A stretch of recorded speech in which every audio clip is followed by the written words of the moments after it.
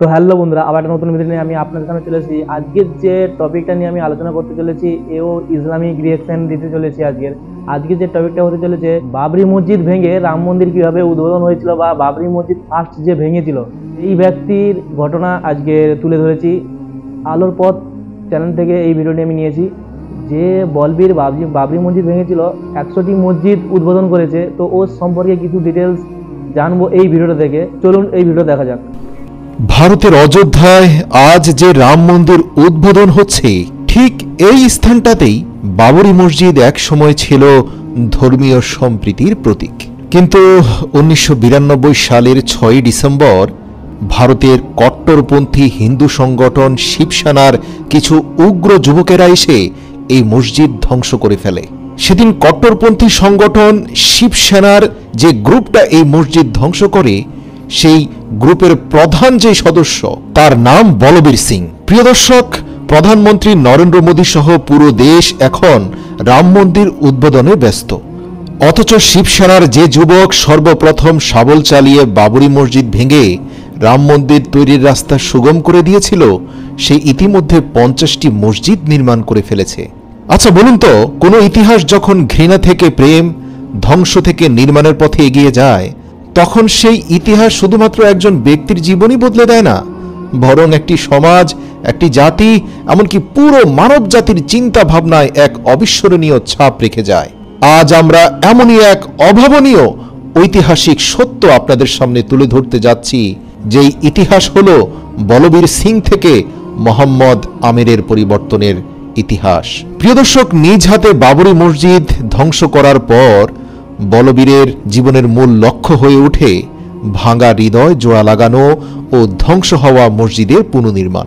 সে ঘোষণা করে, আমার এই যাত্রা কেবল আমার নিজের জন্য নয়, বরং সমগ্র মানব জাতির জন্য একটি মহান বার্তা। 1992 সালের 6 ডিসেম্বর বাবরি মসজিদ ভাঙার অগ্রনায়ক বলবীর সিং লা ইলাহা ইল্লাল্লাহু মুহাম্মাদুর রাসূলুল্লাহ পড়ে মোহাম্মদ আমিরে পরিবর্তন হওয়ার পর এক সংবাদ সম্মেলনে তিনি বলেন, 6 ডিসেম্বর 1970 সালে হরিয়ানা প্রদেশের পানিপথে আমার জন্ম। আমার বাবা ছিলেন একজন স্কুল শিক্ষক এবং অসাম্প্রদায়িক মানুষ। পানিপথে আমার শৈশব ও কৈশোর কেটেছে। তখন মুম্বাইয়ের পর পানিপথই ছিল শিবসেনার সবচেয়ে মজবুত কেন্দ্র। প্রদর্শক, শিবসেনা একটা সংগঠনের নাম। এটা হচ্ছে ভারতের হিন্দুত্ববাদী যুবকদের একটা কট্টর সংগঠন। তো যাই হোক, যুবকদের মধ্যে তারা কাজ করত। বলবীর সিং বলেন, এক বন্ধুর অনুরোধে আমি শিবসেনায় নাম লেখাই। পানিপথের বিভিন্ন যুদ্ধের কাহিনী শুনিয়ে মুসলমানদের বিরুদ্ধে আমাদের ক্ষিপ্ত করে তোলার চেষ্টা করত শিবসেনার প্রধানরা। বিশেষত মুসলিম সম্রাটদের বিরুদ্ধে অন্যায় ও অবিচারের অনেক অভিযোগ ছিল তাদের। বিষয়টি আমার বাবা জানার পর তিনি আমাকে এই কট্টরপন্থী সংগঠন থেকে ফেরানোর চেষ্টা করেন। বাবা মুসলিম শাসকদের ন্যায়পরায়ণতা ও জনকল্যাণমূলক কাজের বিবরণ আমার সামনে তুলে ধরেন। তিনি সম্রাট বাবরের কথাই বেশি বলতেন এবং 1947 সালে শিবসেনার ভূমিকাও আমাকে স্মরণ করিয়ে দেন। বলেন, এই সংগঠনটিতে যুক্ত হলে তোমার জীবন ধ্বংস হতে পারে। কিন্তু বাবার সব চেষ্টাই বিফলে যায়, কারণ আমি আসলে একজন কট্টরপন্থী মানুষ হয়ে গিয়েছিলাম তাদের সাথে চলে। ধীরে ধীরে শিবসেনার কার্যক্রমে আমি সক্রিয় হয়ে উঠি এবং কেন্দ্রীয় নেতাদের দৃষ্টি আকর্ষণে সক্ষম হই। 90 সালে লালকৃষ্ণ আদভানি রথযাত্রায় আমাকে পানিপথের কর্মসূচি সফল করতে বিশেষ দায়িত্ব দেওয়া হয়। সেখানে আমি অগ্নিঝরা ভাষণ দেই এবং আমার ঘৃণা মাখা বক্তব্যের মাধ্যমে সকল হিন্দু কট্টরপন্থী যুবকদের অন্তরে আগুন জ্বালিয়ে দেই। আমি সবাইকে বলতে থাকি, ওই যে দেখো, রাম মন্দিরের উপর থেকে ওই যে জুলুম নামের মসজিদের বোঝাটাকে ভেঙে গুড়িয়ে দিতে হবে।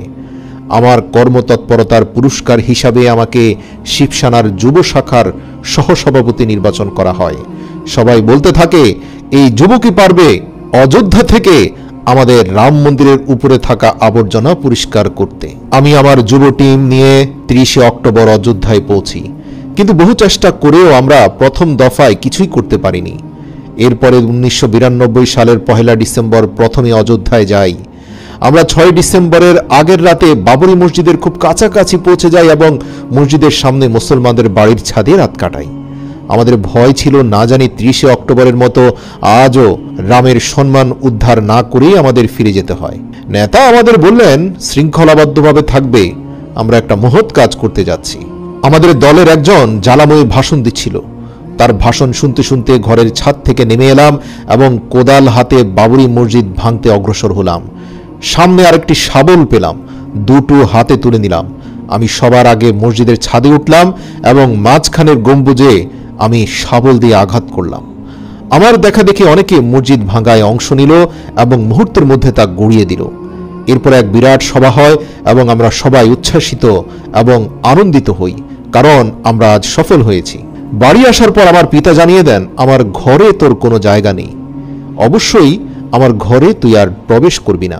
অবশেষে পিতাকে বোঝাতে না পেরে বাধ্য হয়ে আমাকে বাড়ি ছেড়ে আসতে হয়। বাবরি মসজিদ ভাঙায় আমার বাবা খুব আঘাত পেয়েছিলেন। আমি ঘর ছেড়ে চলে আসার পর তিনি মর্মপীড়ায় ভুগতেন। বলতেন, মালিক, আমাকে মুসলিম বানালে না কেন? মুসলিম হলে অন্তত আমি অবিচারকারীদের দলভুক্ত হতাম না। 9 মার্চ 1993 সালে বাবা আমার শোকে হৃদরোগে আক্রান্ত হয়ে মারা যান। তিনি আমার পরিবারের সদস্যদের বলে যান, আমি মারা গেলে আমার লাশের কাছে যেন বলবীর না আসে, প্রথা অনুযায়ী আমাকে যেন পোড়ানো না হয়। পরিবারের সদস্যরা তার অন্তিম ইচ্ছা পূরণ করে। বাবা মারা যাওয়ার 8 দিন পর তার মৃত্যু সংবাদ পাই। বাড়ি গেলে বাবার কথা স্মরণ করে মা বলেন, তুই এত ভালো মানুষটাকে মেরে ফেললি, তুই আমার জীবনটাকে নিঃসঙ্গ করলি। কথাগুলো হৃদয়ে কেমন যেন বিঁধল। এমনিতে তখন বাবরি মসজিদ ভাঙার কাজে অংশ নেয়ায় আমার মধ্যে বেশ অনুশোচনা হচ্ছিল। দীর্ঘ 2টি বছরে আমার ভিতরটা জ্বলে পড়ে ছাই ছাই হয়ে যাচ্ছিল। তার উপর বাবার মৃত্যু আমাকে আরও ব্যথিত করে। আমার এক বন্ধু যোগিন্দর বাবরি মসজিদ ভাঙার পর সেখান থেকে কয়েকটি ইট নিয়ে আসে। সে ছিল জমিদারের ছেলে। এলাকায় ফিরে এসে মসজিদের ইটের উপর মানুষকে প্রস্রাব করার আহ্বান জানায়। এই ঘটনার পর সে মানসিক ভারসাম্য হারিয়ে ফেলে। অনেক চিকিৎসা করেও সে যখন ভালো হলো না, তখন তার বাবা এক মাওলানার পরামর্শে মুসলিম হন এবং যোগিন্দর সুস্থ হয়ে যায়। যোগিন্দরও ইসলাম গ্রহণ করে এবং বাবা ছেলে দুজনেই তাবলিগে চলে যায়। জুন মাসে যোগিন্দর, যার এখন বর্তমান নাম ওমর আবদুল্লাহ, সে তাবলিগ থেকে ফিরে এসে আমাকে ইসলাম গ্রহণের জন্য আহ্বান জানায় এবং তার পরিণতি থেকে শিক্ষা গ্রহণের অনুরোধ করে। ওমর 23 জুন সোনিপথের যে মাওলানার হাতে ইসলাম গ্রহণ সে করে, তার সঙ্গে আমাকে দেখা করারও পরামর্শ দেয়। আমার বন্ধু আমাকে সেখানে নিয়ে যায় এবং মাওলানার সঙ্গে পরিচয় করিয়ে দেয়। তিনি আমাকে কালেমা পড়ার পরামর্শ দেন। আমার হৃদয়ে কালেমার প্রতি প্রবল আকাঙ্ক্ষা ছিল, কিন্তু আমি প্রকাশ করলাম না। 2 দিন আমি মাওলানার সঙ্গে থাকলাম। 25 জুন 1993 সালে জোহরের নামাজের পর আমি পড়লাম, লা ইলাহা ইল্লাল্লাহু মুহাম্মাদুর রাসূলুল্লাহ। মাওলানা আমার নাম রাখেন মোহাম্মদ আমের। পরে আমার মাও একই কালেমা পড়েন, সুবহানাল্লাহ। প্রিয় দর্শক, বলবীর থেকে মোহাম্মদ আমেরের এই পরিবর্তনের গল্প আমাদের শেখায় যে অন্ধকার থেকে আলোর পথে যাত্রা করা সম্ভব। এই ইতিহাস আমাদের বলে মানবতা, প্রেম ও সহানুভূতির ক্ষমতা অসীম। আমরা যদি আমাদের এই হৃদয়ের পঙ্কিলতাগুলোকে ধুয়ে মুছে সাফ করে এই বন্ধ হৃদয়ের দরজাকে খুলে দেই, তাহলে পুরনো ঘৃণা, ক্ষোভ মুছে ফেলে এক সুন্দর পৃথিবী উপহার দেওয়া সম্ভব।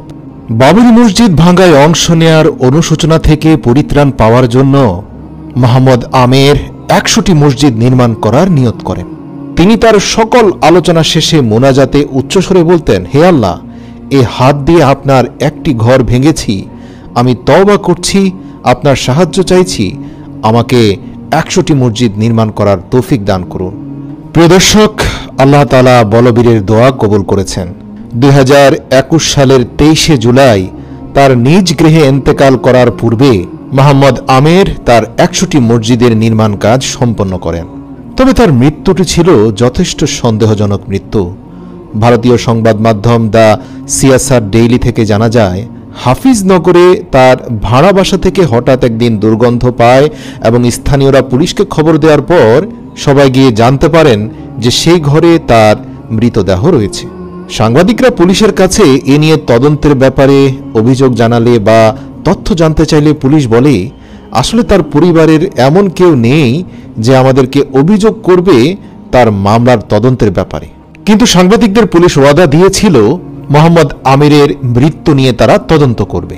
কিন্তু দুর্ভাগ্যজনকভাবে এই মামলার পরবর্তী কোনো অগ্রগতির তথ্য পাওয়া যায়নি। বরং ওই একই বছর 2021 সালের 21 সেপ্টেম্বর রাতে মাওলানা কালিম সিদ্দিকীকে ধর্মান্তর বিরোধী আইনে আটক করে ভারতের উত্তরপ্রদেশের অ্যান্টি টেরর স্কোয়াড। প্রিয় দর্শক, মাওলানা কালিম সিদ্দিকীর কাছে বিশ্বের অসংখ্য মানুষ ইসলাম ধর্ম গ্রহণ করেছে। 1993 সালে বাবরি মসজিদ ভাঙ্গায় অংশ নেওয়া তৎকালীন বীরবল সিং, পরবর্তীতে মোহাম্মদ আমের, যার নাম হয়েছে, এছাড়াও আরও অসংখ্য মানুষ তার হাতে বায়াত হয়েছে। যাই হোক, 2023 সালের 4 মে 590 দিন কারাগারে রাখার পর মাওলানা কালিম সিদ্দিকীকে জামিনে মুক্তি দিয়েছে ভারতের হাইকোর্ট। ভিডিওর শেষ বলতে চাই, মোহাম্মদ আমেরের এই বিদায় শুধুমাত্র একটি প্রাণের বিদায় নয়। মোহাম্মদ আমের ছিলেন একটি প্রেরণার উৎস, একটি আদর্শের নাম। যে মানুষটি ঘৃণা থেকে প্রেমের পথে হেঁটেছেন, যে মানুষটি বিদ্বেষের অন্ধকার থেকে মানবতার আলোর পথে চলেছেন। এই ভিডিও দেখে আপনি কি জানতে পারলেন তা কমেন্ট বক্সে কমেন্ট করে আমাকে জানান। দেখতে পারলেন যেসব ঘটনাগুলি সত্যি, যেসব ঘটনাগুলি ঘটেছে তা আপনাদের ভিডিওর মাধ্যমে জানালাম। যে বাবরি মসজিদ ভেঙে কিভাবে রাম মন্দির হলো, তো বাবরি মসজিদ যে ভেঙেছিল তার সম্পর্কেও ডিটেলস আমি জানলাম এই ভিডিওর মাধ্যমে।